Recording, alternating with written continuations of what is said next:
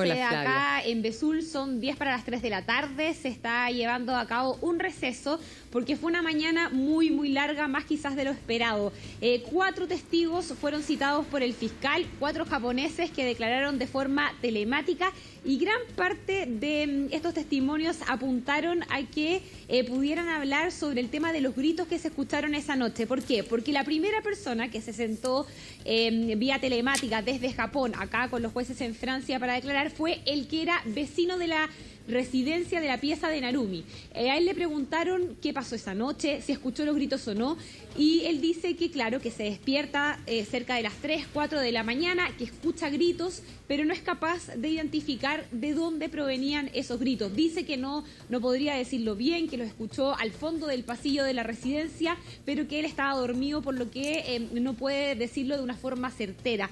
Se hizo harto hincapié en eso, porque es un tema clave, ¿no? Uno de los argumentos que se utiliza para afirmar que Narumi falleció esa noche, que estaba en la pieza, y quienes apuntan a Nicolás Cepeda, que la habría matado durante la madrugada del 4 al 5 de diciembre. A él también le preguntaron mucho, al vecino de la pieza de Narumi en la residencia, le preguntaron mucho también por Arthur de Piccolo.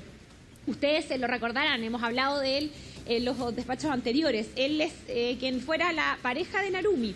Y también le preguntaron sobre la relación que tenían juntos, sobre cómo lo veía él, y porque también Arthur de Piccolo, recordemos, él fue uno de los sospechosos en la primera instancia, luego se descartó su nombre, pero también estuvo bajo la mira de los fiscales. Describió el amigo de Narumi, la describió como una persona abierta, amistosa, y quien también habló durante esta jornada tras él fue una amiga de Narumi, quien también estaba en la residencia, que se conocieron también en Besanzón y estaban en el mismo lugar.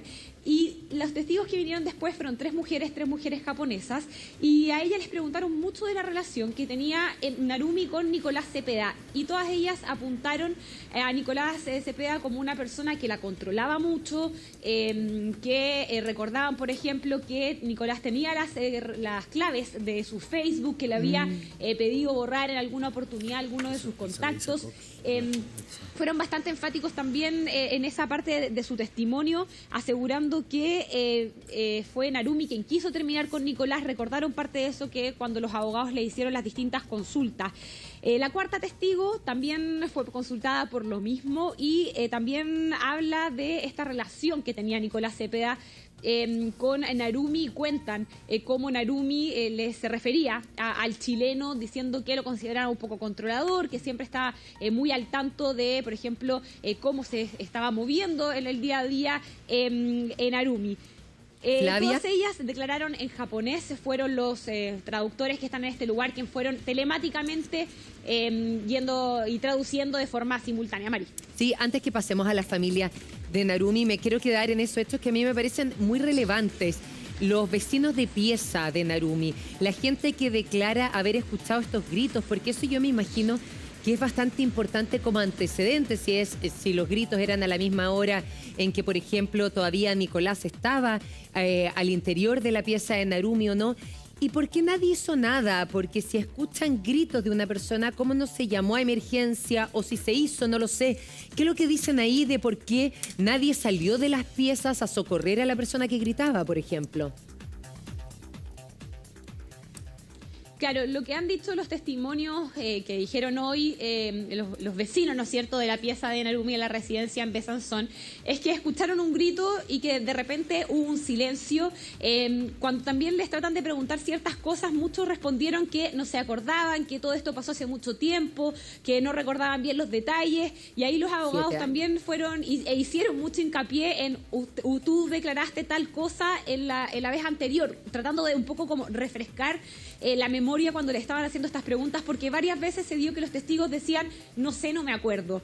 Y también respecto al tema de los gritos, que fue trascendental en esta primera jornada, el saber de dónde provenían esos gritos, porque muchos han hablado de que esta residencia era chica. Las piezas, para contarles un poco a ustedes, las piezas están muy pegadas unas de las otras, son piezas chicas, son piezas que tampoco tienen un buen aislador de sonido, ¿no es cierto? Entonces, por eso también, por ejemplo, el papá de Nicolás Cepeda decía que si es que hubiesen provenido los gritos de la habitación de Narumi, el vecino de la habitación, que fue la primera persona que le declaró hoy, sabría exactamente, dice él, de dónde provendrían los gritos, ¿no? En cambio, él declara durante esta jornada que no sabe, no puede decir con certeza de dónde él escuchó los gritos, que sí los escuchó, dice, pero que no podría decir con una absoluta certeza de dónde venían. Él incluso habla que fueron gritos lejanos. Y esta es la pieza que está pegadita a la que estaba en Narumi. Entonces también le preguntábamos después de uno de los recesos al papá y decía precisamente eso, ¿no? Que queda un poco conforme con esta declaración.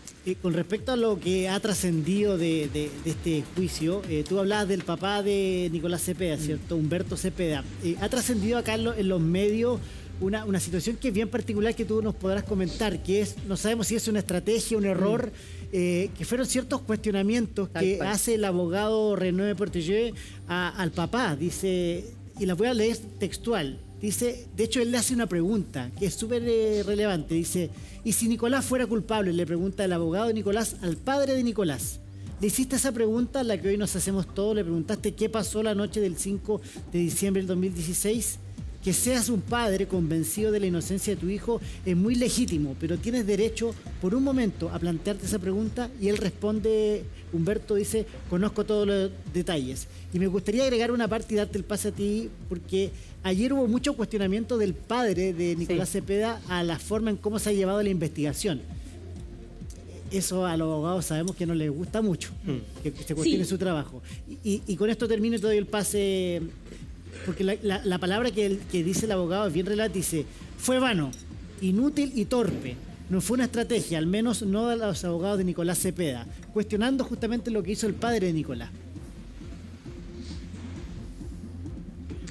Sí, tal como tú dices, nosotros también hablamos de esa pregunta que le hizo Portelló el abogado a Humberto Cepeda, porque también nos llamó la atención, pero también creemos que todo eso estaba consensuado de antes, que es parte de la estrategia. ¿Y por qué? Porque los abogados de Nicolás Cepeda se reúnen constantemente, no solo con Nicolás, que es el acusado, sino también con la familia. El padre Humberto Cepeda está en absoluto contacto todo el tiempo con los abogados, por lo que no creo que haya sido algo que lo haya tomado por sorpresa. No lo puedo decir al 100% porque es lo que vimos durante el juicio, ¿no?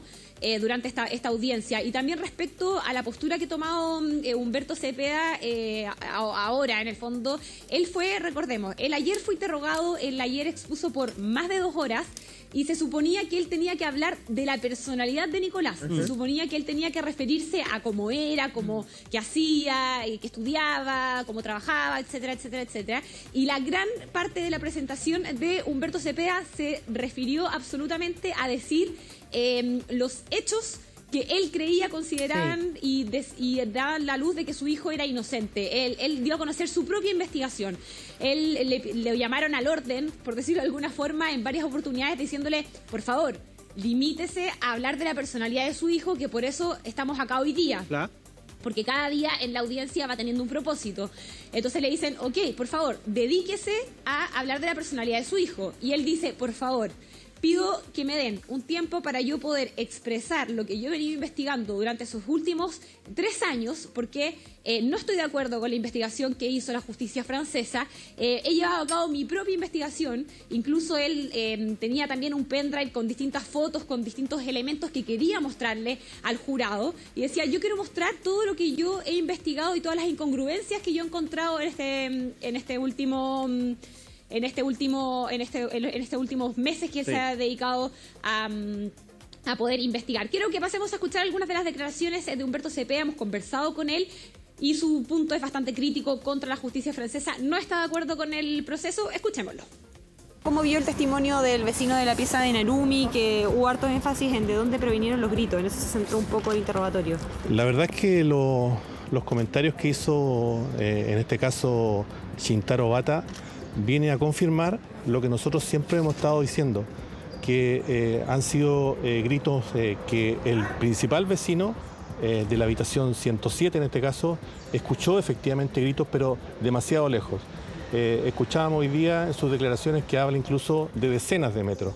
Entonces eso confirma el hecho de que efectivamente el vecino inmediatamente del lado derecho no tiene la certeza de que los gritos efectivamente hayan sido de la habitación 106.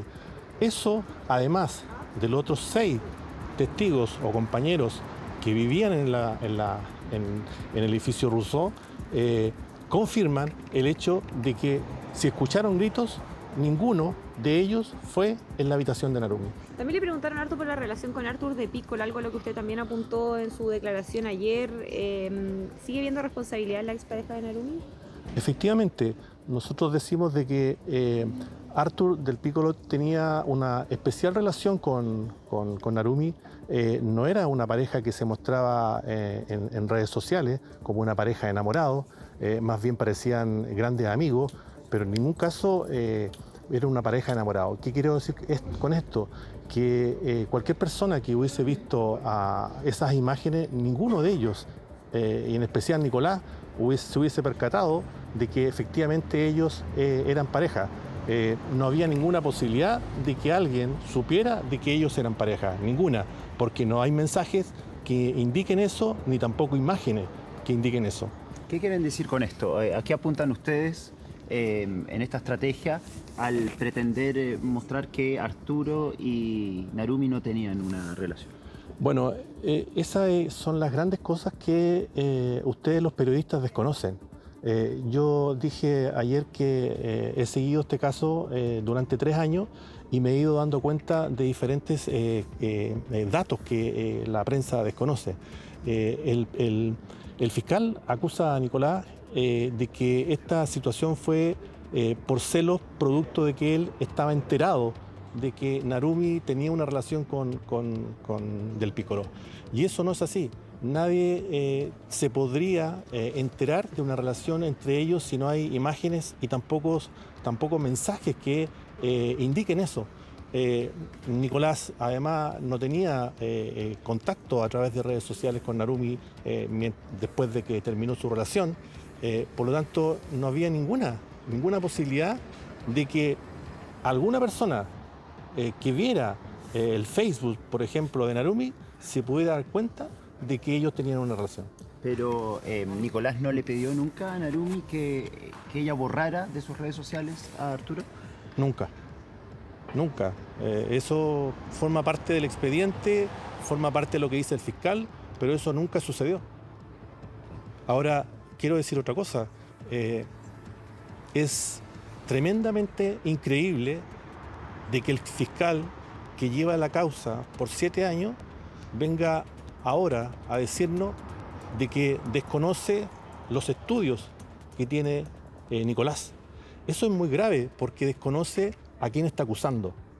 Él está acusando a una persona que desconoce su currículum, que desconoce su antecedente.